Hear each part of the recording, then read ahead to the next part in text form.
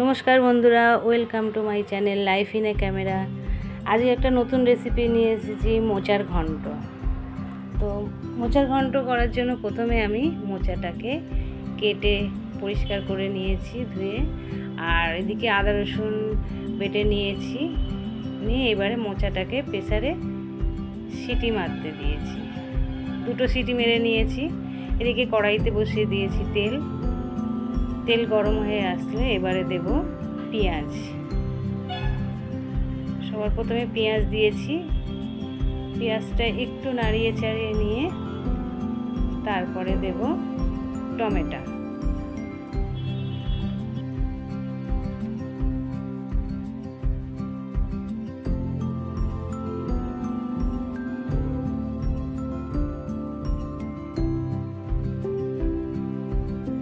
এবার টমেটো দিয়ে দিলাম। টমেটো পেঁয়াজ ভাজা ভাজা হয়ে এসছে, এবারে নুন দিয়ে দিলাম।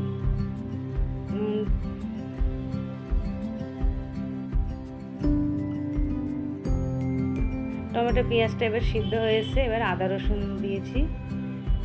এবার আদা রসুন দিয়ে একটু নাড়িয়ে চাড়িয়ে কষিয়ে নিয়েছি। তারপরে আবার হলুদ গুঁড়ো দিলাম। হলুদ গুঁড়ো দেওয়ার পরে কাঁচা লঙ্কা দিয়ে দিচ্ছি। কাঁচা লঙ্কা দিয়ে আবার একটু নাড়িয়ে চাড়িয়ে নেব।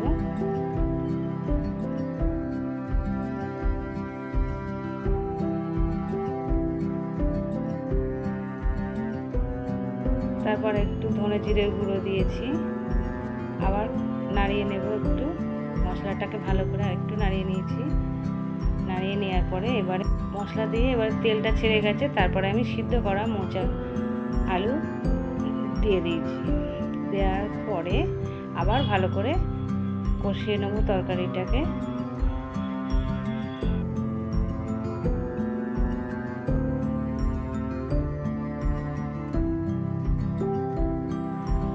এবারে সিদ্ধ করা মোচা আর আলুটা দিয়ে দিয়েছি।